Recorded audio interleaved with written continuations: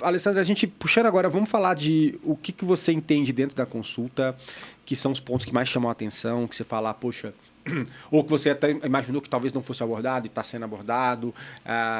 Mas, enfim, eu acho que da sua experiência, talvez começando com o que chamou mais atenção e que está sendo interessante. Que um ponto que não tem como a gente não falar, né, é segregação patrimonial e custódia. Né? A gente estava conversando um pouco aqui antes do Japão, né? Eles já têm uma estrutura ali que faz, de alguma forma, uma segregação patrimonial e faz algo parecido com o que a gente tem com a nossa moeda eletrônica aqui, ou seja, se a companhia fale, você tem uma forma de que esse dinheiro não é afetado. Sim. E no caso essa cripto, né, não é afetada pela falência e pelos credores, e você tem uma transferência automática disso para... Que meio que no arranjo de pagamento a gente meio que já fez isso. Exato, né? moeda eletrônica a gente faz isso, já né? faz, exatamente. E a gente já viu alguns casos e já viu funcionar, né? Que é essa transferência e essa separação do dinheiro que foi depositado para a criação da moeda eletrônica ser automaticamente transferido e não afetado por dívida trabalhista, fiscal, por nada. Ele está ali e ninguém mexe no dinheiro dos clientes do consumidor final. E aí, como que a gente faz isso para cripto, né?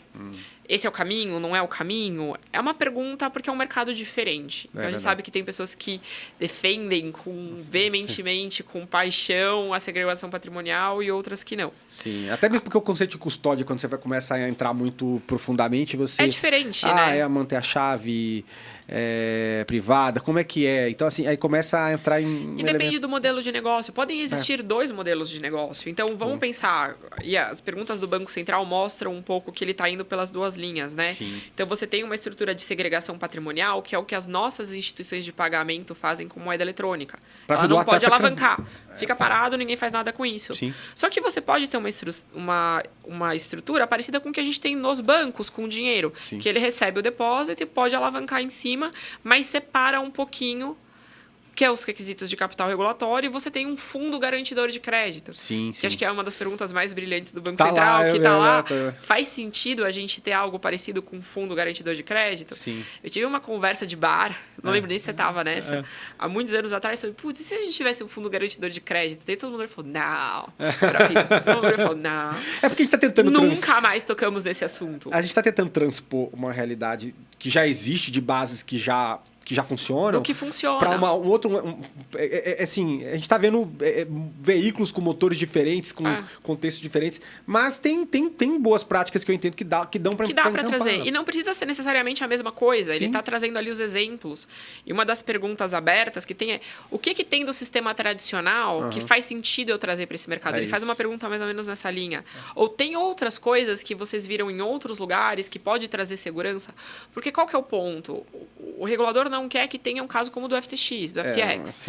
Não quer que tenha uma situação onde as pessoas perdem os ativos delas. Sim. Que você tem um dano para o sistema como um todo e para a poupança popular. Seja ela do dinheiro que você deixou na instituição para comprar o Bitcoin, a cripto, seja lá o que for, ou da própria cripto, que é um ativo. É como se eu tivesse esses 3 livros e daí eu te entrego para guardar e você vira mãe e fala, não, eu só tenho um. Sim. Eu gosto de fazer sempre esse paralelo com coisas físicas, né? Sim. Então, assim, você vira amanhã, Bruno, e cadê meus 3 livros? Não, eu só tenho um. Como assim? Eu emprestei para outra pessoa, ou eu vendi, ou eu perdi. Não importa, os livros eram meus e você estava guardando eles para mim. Exato. Como que você faz, então? Tá bom, então se vira, vai lá e compra os outros 2. Mas eu não tenho como. Sim. É esse tipo de situação, quando a gente transpõe para exemplos simples, que o regulador está tentando descobrir como resolve sem travar o mercado. Boa. Entendendo, o mercado alavanca? Tá bom, se o mercado alavanca, entendi. Eu posso criar 2 modelos de negócio.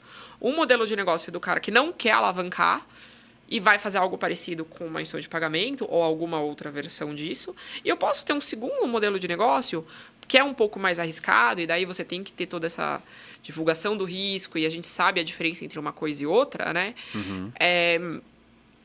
E requisitos, eventualmente, de segurança operacional, capital regulatório, seja lá o que for que vá ser criado, que vão permitir essa alavancagem de uma forma segura. Que se você perde, quando você alavanca, né, você recebeu 10 bitcoins, vamos usar o Bitcoin de exemplo. Sim. Você emprestou 9 e guardou 1. Só que o cara não te devolve os 9. Como que você faz para pagar os 10 para a pessoa que deixou em depósito com você os 10? Vai ser um fundo garantidor? Vai ser um capital regulatório? vai ser algum tipo de outro tipo de fundo? Ou vai ser uma mera divulgação de risco da pessoa que está deixando aquele Bitcoin com você, está ciente do risco de que ela vai ter um retorno maior? Por exemplo, quando a gente investe num fundo mais arriscado, sim, mas que eu tenho o risco de perder. Nada disso é impossível. Sim. Acho que o regulador está olhando é pensando como que eu estabeleço regras do jogo diferentes, para modelos diferentes, para que todo mundo que entre e participe de algum desses modelos de negócio e entre nesse jogo saiba exatamente o que está... Quais são as regras, né? De novo, o que ele está apostando. E isso de uma forma muito aberta e flexível em relação a entender que é um bicho diferente, que eu não vou impor absurdamente uma visão que eu tenho aqui, pelo tudo que eu já vejo de um mercado tradicional com quem eu trabalho e lido há muitos e muitos anos. Que é de onde eu estou vindo. São os exemplos que eu, enquanto regulador do mercado tradicional, tenho. Mas não quer dizer que eu não estou aberto para algo diferente de tudo isso que funcione. Sim. Então, será que faz sentido? Será que quando eu tenho essa segurança e rastreabilidade, eu preciso de tudo isso? Sim. Faz sentido? Quando a questão de eu tive com o pessoal do Departamento de Tesouro americano e do FBI há uns 2 meses atrás, que eles vieram aqui fazer uma apresentação para a gente de como é a rastreabilidade e como eles têm a capacidade de recuperação das criptos utilizadas em organizações criminosas muito maior do que quando eles usam dinheiro. Então, é muito mais fácil eles recuperarem quando a organização criminosa usa cripto, que é engraçado, né?